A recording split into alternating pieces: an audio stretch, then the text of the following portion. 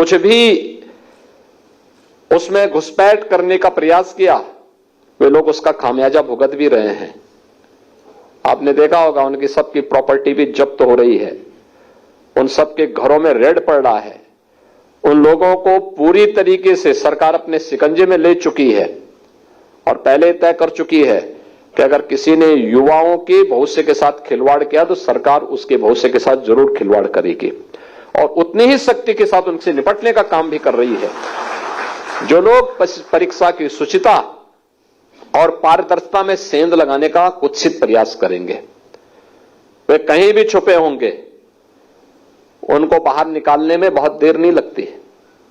और मुझे लगता है कि आज जो कार्य प्रदेश के अंदर बखूबी हो रहा है और इसी शुचिता और पारदर्शिता का परिणाम है कि गत 7 वर्ष के अंदर इस डबल इंजन की सरकार ने प्रदेश के अंदर 6.5 लाख से अधिक युवाओं को सरकारी सेवा में लेने में सफलता प्राप्त की। प्रदेश के अंदर हमारी मशीनरी के कार्य की स्पीड के कारण प्रदेश में करोड़ों नौजवानों को नौकरी और रोजगार की सुविधा प्रदेश के अंदर ही प्राप्त हुई। अलग अलग सेक्टर में उसे आगे बढ़ने का प्रयास, उसको एक अवसर प्राप्त हुआ और आज हम देख रहे हैं कि इसका परिणाम यहां की पर कैपिटा इनकम पे पड़ा है, यूपी की जीडीपी पे पड़ा है। यूपी देश के अंदर आज दूसरी बड़ी अर्थव्यवस्था के रूप में उभर करके सामने आया है। ये तब होता है जब कहीं कार्य होता है, जब एक साथ मिलकर के पूरी मशीनरी टीम वर्क के साथ आगे बढ़ने का कार्य करती है और आज उसके परिणाम भी हम सबके। आप बहुत महत्वपूर्ण काम कर सकते हैं, गवर्नमेंट के इंजन के रूप में आपको अपनी भूमिका का निर्वहन करना है और उसमें खासतौर पर डिप्टी कलेक्टर, अब तो टेक्नोलॉजी काफी इंप्रूव हो चुकी है और मुझे लगता है कि जब तक आप फील्ड में आएंगे तब तक हम लोग राजस्व के सभी कार्यों को पूरी तरह डिजिटाइज करने में सफल हो चुके होंगे। लेकिन फिर भी मेरा यह मानना है कि आज भी विवाद का कारण राजस्व से संबंधित ज्यादा मामले पड़े हुए हैं।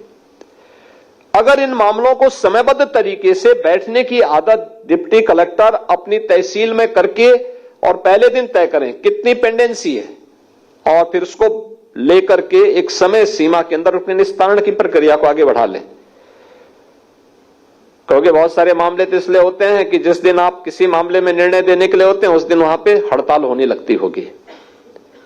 एक बार 2 बार नोटिस जारी करिए, नहीं तो फिर दोनों पार्टियों से बोले कि वे स्वयं ही यहां बहस करके बता दो अपनी बात को और निर्णय लेकर के आप त्वरित रूप से आगे बढ़ते हैं, कोई समस्या नहीं आती, फिर समाधान तक आप स्वयं पहुंच सकते हैं।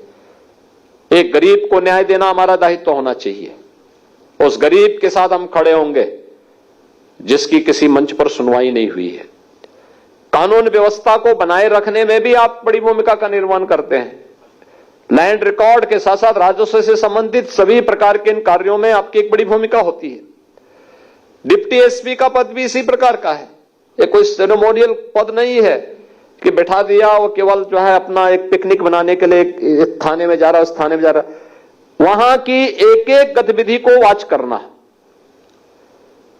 थाने में हम जब विजिट कर रहे हैं, हम देखें तो क्या स्थिति है थाने की, पब्लिक के साथ व्यवहार कैसा है, यहां पे मामले जो दर्ज किए गए उनमें चार्जशीट की स्थिति क्या है, वहां पर अन्य मामलों में किस रूप में हम लोग कार्रवाई कर रहे हैं, कितने ऐसे अपराधी हैं जिन अपराधियों के खिलाफ कार्रवाई करके आप उस थाने क्षेत्र को पूरी तरह अपराध से मुक्त कर सकते हैं।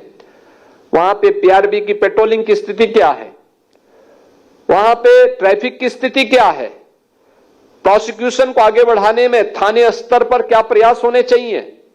ये बहुत सारे मामले हैं जिनकी आप समीक्षा कर सकते हैं। थाने के अंदर रिकॉर्ड के रखरखाव के लिए क्या कार्रवाई हो रही है। ऐसे कोषाधिकारी के रूप में भी अपने उत्तरदायित्वों का निर्वहन करते हुए, टेक्नोलॉजी का बेहतरीन उपयोग करते हुए कैसे हम लोग वहां आने वाले एक एक व्यक्ति को राहत देने में अपना योगदान दे सकते हैं, एक बड़ी भूमिका है।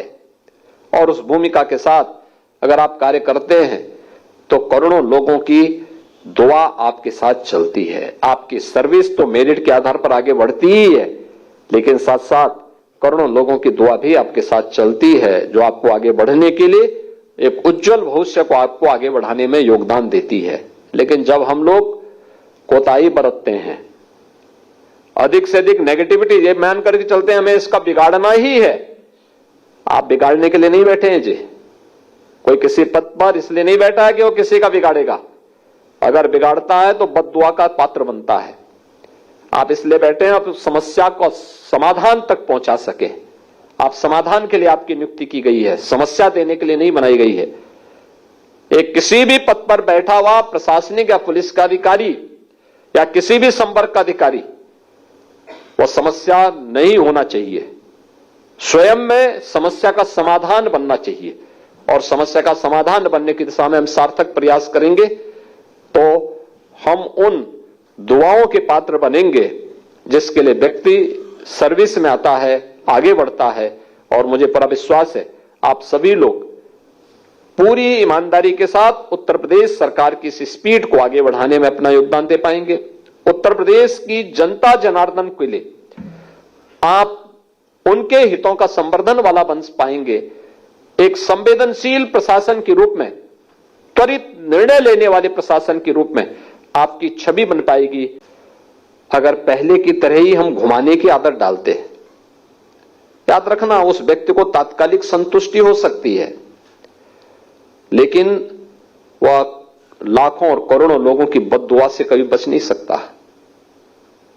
और खासतौर पर अधिकारी संवर्ग में दोनों तीनों प्रकार की जो कैटेगरी यहां पर बैठी हुई है, उन सबसे मैं यही कहूंगा आपके पास अपने सेवा के माध्यम से जनता जनार्दन की दुआ लेने का भी अवसर होता है और बद्दुआ लेने का भी पूरा अवसर होता है।